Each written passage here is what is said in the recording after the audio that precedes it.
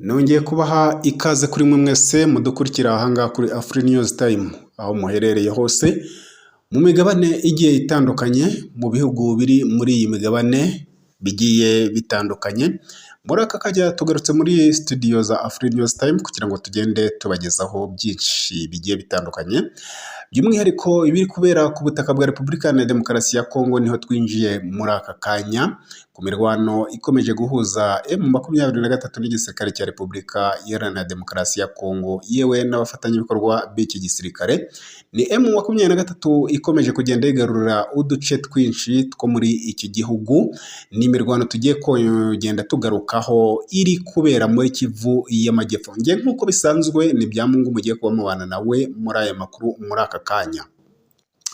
Turaza rero kunyarukira muri Kivu y'Amajyepfo ahakomeje kubera imirwano iri gusakiranya M23 n'igisirikare cya Repubulika ya Demokarasi ya Kongo. Imirwano igambiriye cyangwa se igamije kwigarurira umujyi wa Bukavu ndetse n'ikibuga cy'indege. Turaza kuva kuri iyo ngingo kandi tujye ku buryo u Rwanda rwakajije umutekano, ubwirinzi bukomeye cyane. Ni u Rwanda rwamanuye intwaro ziremereye cyane hariya mu burengerazuba bushyira amajyepfo y'igihugu cy'u Rwanda, aho nta handi no ku mupaka wa Rusizi. Birumvikana ni ku mupaka uhuza Repubulika ya Demokarasi ya Kongo n'u Rwanda, muri kiriya gice cya Bukavu, Kamanyura n'ahandi. Ese byaba byatewe n'iki? Ibi byose turagenda tubigarukaho gatanu kuri gatanu, nako kandi turubuze kuba dusoreza ku ngingo ivuga ko Repubulika ya Demokarasi ya Kongo ikomeje kuba ishinja u Rwanda mu rukiko rwa EAC ko irimo gufasha, ko u Rwanda rurimo gufasha M23 mu kwigarurira ibice byinshi by'ubutaka bwa Repubulika Iharanira Demokarasi ya Kongo. Ibi nabyo turaje tubibabwireho gatanu kuri gatanu uko byifashe. Munyemerere rero duhere muri Kivu y'Amajyepfo ahakomeje kuba imirwano ikarishye cyane. Kuri ubu M23 irimo iradivasinga cyangwa se irataraveresa yerekeza ku kibuga cy'indege cya Kavumu, nyuma y'uko hariya ku biro bya Karehe, hariya kuri zone Karehe, M23 imaze kuba yahakuramo ikahigarura mu rugamba rusa naho rwari rugiye gufata iminsi ibiri. Urugamba rwari ruremereye cyane, ngira ngo nagiye ndugarukaho mbabwira uko byari byifashe. Ntabwo byari byoroshye mbere y'uko tujyaho M23 igeze magingo aya. Reka manze mbanyuremo muri makeya uko byari byifashe, niba ari bwo bwa mbere wowe ufashe kuri uyu murongo cyangwa se ari bwo uwumviseho bwa mbere. Birumvikana waba utazi aho urugamba kugeza ubu ngubu rwatangiriye naho rugeze, ariko reka nkabwire ngo ni urugamba hariya kuri zone Karehe. Ni coalition yari yaradeployinze ku buryo buremereye cyane. Hari abarwanyi benshi cyane bo ku ruhande rwa Repubulika ya Demokarasi ya Kongo. Defense zose zigera muri 3. Izi defense rero amakuru nafashe zari zubatse zite, zari ziremereye cyane.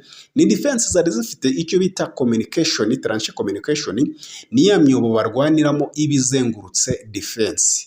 Mu gihe ahandi haba hari umwobo umwe, ahandi ho hari imirongo y'imyobo igera muri 3.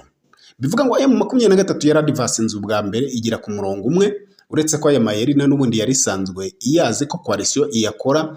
Hanyuma bumva bari kurasira mu wundi murongo wa kabiri. Hanyuma ibyo rero nibyo byatumye bidereyinga, nk'uko twabonaga ko M23 iri buhakuremo mu munsi umwe, bidereyinga bugafata mu munsi wa kabiri.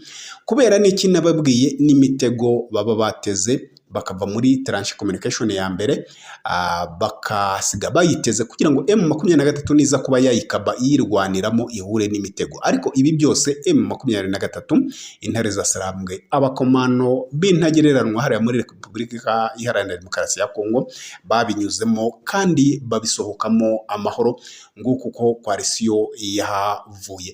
Reka mbabwire ko ahangaha hari ibihumbi n'ibihumbi by'ingabo za Repubulika ya Demokarasi ya Kongo, Abarundi, FDLR, Wazalendo ndetse n'ingabo ziriyo ku bwishwe zitari mu ngabo za SADC, ingabo za South Africa. Reka mbabwire rero ko ahangaha byarangiye bahavuye bakina amabare nk'uko ku munsi w'ejo nari nababwiye ko hari n'igikundi kimwe cyo mu ngabo z'u Burundi cyacitse kiriruka kugeza ubu ngubu ntawe uzi ngo cyerekeje mu Burundi, kuko n'abari kwerekezayo ntabwo turi kumenya neza ngo bageze mu bigo byabo niba bari kuzimirira mu nzira. Ibyo twabigarutse si byo tugiye kuba twongera kuba tugarukaho muri aka kanya, ariko ikitumye mbigarukaho nuko nagira ngo mbabwire ko bikomeje kubera bibi ingabo z'u Burundi, ari nacyo kiri gutuma zitoroka urugamba ku bwinshi. Kuri ubu rero ni ukuvuga ngo defense zari zigadinze cyangwa se zirinze kubiri biro zone, ni aha twagiye tuzibabwira izi za Bucuho, mu Ngonza, Rushoho n'ahandi, ariko ubu M23 irimo iradifasinga, iri muri za Kabamba, Katana. Utu duce rero dusa naho tugadinze ikibuga cy'indege cya Kavumu. Ni ukuvuga ngo ahangaha nimwo igeze, ariko kubihageze urumva ntabwo iri kugenda kigenzi cyangwa se nk'umuntu ugiye mu isoko, tayari irimo iragenda irwana, ikura ambushi mu nzira, ikura patrol fighting za FRDC mu nzira kugira ngo ibone uko yataka iki kibuga cy'indege. Si iki kibuga cy'indege gusa, kuko yakomeje kuba yakwadvasinga igerageza kuba yaca ruhinga inyuma, niko babivuga, cyangwa se mu ndimi z'amahanga ikagira gute ikafrakinga kugira ngo ijye kuba yakwinjira mu mujyi wa Bukavu. Nanone kandi tugaruka kuri General Masunzu, uyu mugabo mumaze iminsi mwumva ko yabaga aryamye hariya ku kibuga cy'indege cya Kavumu, ariko ubu ntakihabarizwa kuvaho Karehe zone iviriyemo. Uyu mugabo yamanutse yagiye hehe? Uvira, mu gihe yari yahize umuhigo ko nta kabuza bazamusanga ku kibuga cy'indege agahangana nabo mu gihe cyose. Koalisiyo ye yari bitsinzwe hariya Karehe. Birasa naho uyu mugabo cyangwa intero n'imwe muri Repubulika Iharanira Demokarasi ya Kongo, kurwana ni kumwe, yaje asa naho anenga Marehemu Chirumwami, aribyo bita nyakwigendera, ngo ko ajya ata ingabo akajya kurara ahandi hantu, ariko si ubu noneho we ari mu mujyi wa Bukavu. Reka da, ntabwo ari hari kurara, ari no kuhaza iyo biri ngombwa, ari kuhaza mu gitondo. Ni umujyi wa Bukavu n'ubundi wuzuyemo ibikoresho biremereye cyane, ibyo bari bahungishije hariya kuri iriya groupement, ni groupement ubwo ngubwo, kuko ni icyicaro gikuru cy'ingabo, nako ni icyicaro cya brigade hakiri hariya muri hafi na Ihusi. Ahangaha hafashwe ejo ibitwaro byari birimo byose, muzi uburyo nababwiye ko byahungishijwe bikajyanwa mu nkengero z'umujyi wa Bukavu no ku kibuga cy'indege. Nanone kandi kugeza amagingo aya ngaya nta ndege iri kuba ibasha kurandinga ku kibuga cy'indege cya Kavumu, wenda ngo ibe yabihakura ibijyane. Uburyo yasetse Kirumwami, uyu mugabo we urabona atari ko biri buze kuba bimugendekera. Ubu zinjiye muri Rubare, ni Kabare, muri zone ya Kabare irimo, turavuga M23, irimo kiriya kibuga cy'indege muri ziriya groupement nagiye mbabwira. Buriya se noza ni groupement z'amazina gusa y'uduce, amakuru nafashe yaho zigeze, iyi Kabamba na Katana, ariko ntago numva ko ari groupement. Sinumva ko ari groupement, birashoboka ko hari undi wari wampaye amakuru avuga ko groupement zaho ni groupement zaho ni iyihe, ariko kugeza ubu ni ahangaha zigeze, zirimo za divasinga zerekeza ku kibuga cy'indege. Bishaka kuvuga iki? Bishaka kuvuga ko mu minota mikeya twaba tuvuye muri studio, turaza kumva rurimo rwambikana ahangaha ku kibuga cy'indege, cyangwa se n'ubu tuvuga ugasanga wenda M23 iri muri atake ku buryo amakuru atari yabasha kuba yatugeraho neza, ariko icyo mbabwiye ni uko barimo badivansinga bareba ikibuga cy'indege imbere yabo. Hari ibitaro nigeze kuba nababwira bya Fomurake, ni Fomurake. Ibi ngibi ku munsi w'ejo bundi ubwo urugamba rwari ruhenanye hariya ihusi, bageze gutya bafata bamwe mu nkomere zari zirimo z'abarundi, FARDC, FDLR n'abandi, barabatwara babajyana mu mujyi wa Bukavu. Bagezeyo ikibazo gihari, abarundi batekerejwe kuba bajyanwa iwabo,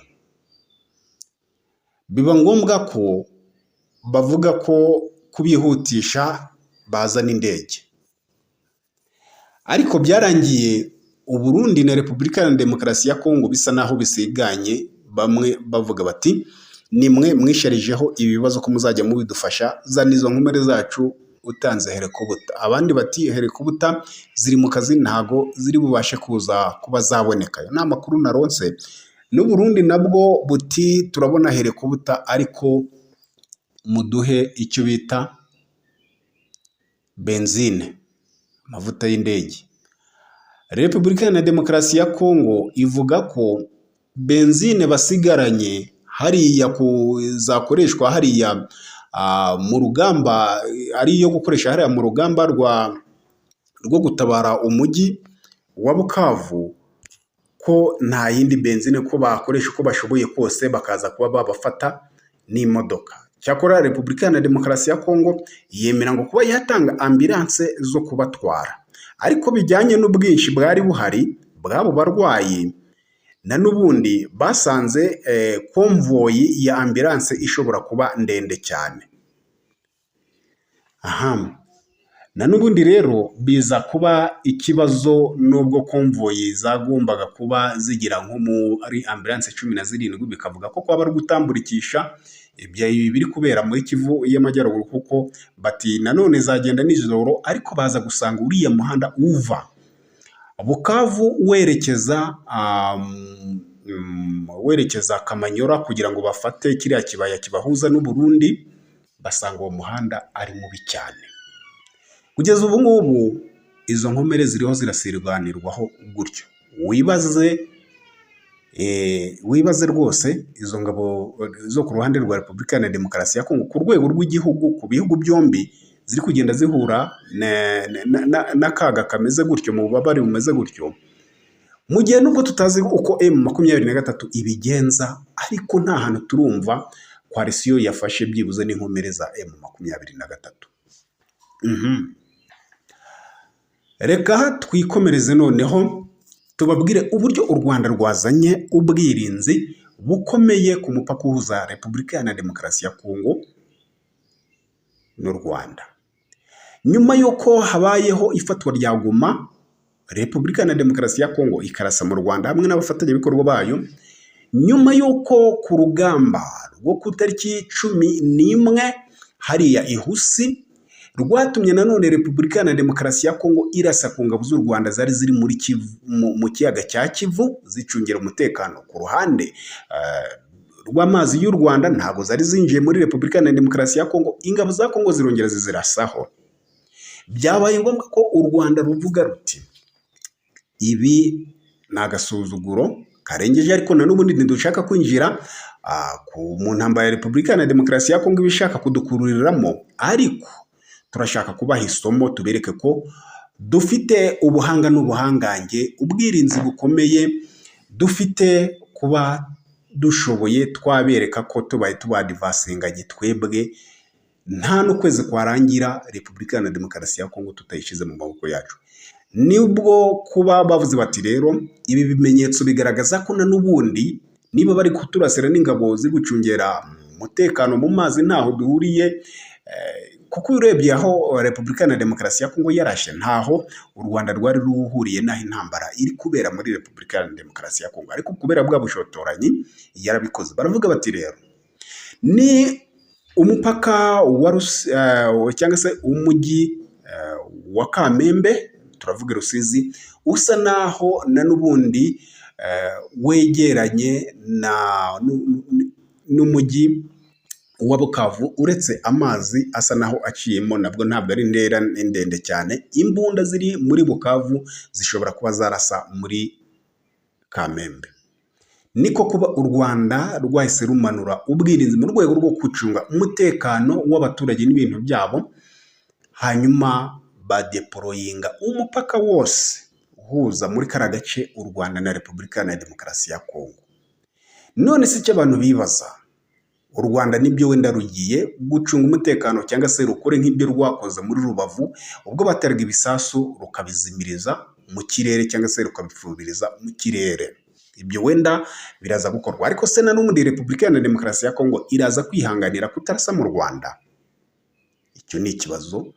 Ariko iyo urebye ugashyira mu nyurabwenge uko Repubulika Iharanira Demokarasi ya Kongo, uretse n'ifatwa rya Goma, mbere yaho bamwe mu basirikare ba Repubulika Iharanira Demokarasi ya Kongo bitumbukizaga ari umwe cyangwa ari babiri bakaza kurasa mu Rwanda.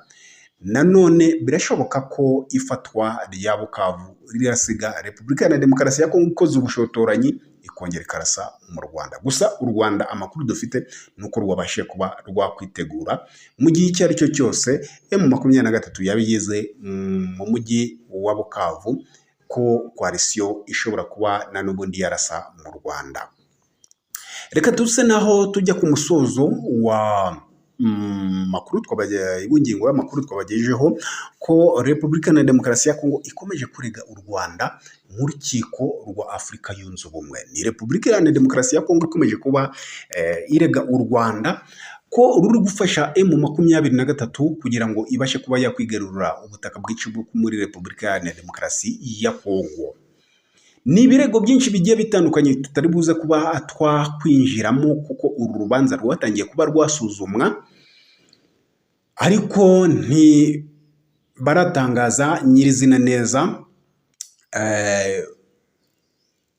uko u Rwanda rurimo rugerageza kugenda rwisobanura. Icyo nashaka kugira ngo mbatangarize ni uko Ububiligi busa naho bumeze ko ariho voka wa Repubulika Iharanira Demokarasi ya Kongo. Ububiligi nibwo buri kusa naho bugenda busobanura byinshi ngo ku bikorwa u Rwanda rufite kuri M23 mu kurufasha mu kugaba ibitero ku butaka bwa Repubulika Iharanira Demokarasi ya Kongo. Ariko nanone ikintu abantu bibaza, byagenda gutyo na n'ubundi biraza kugenda bite, cyangwa se Repubulika Iharanira Demokarasi ya Kongo ishobora kuba yatsinda u Rwanda? Dore ko ishobora kuba yatsinda u Rwanda ntawe ubizi cyane, kubera ko Repubulika Iharanira Demokarasi ya Kongo u Rwanda rwagiye rubiyisaba ibimenyetso fatizo rurabibura.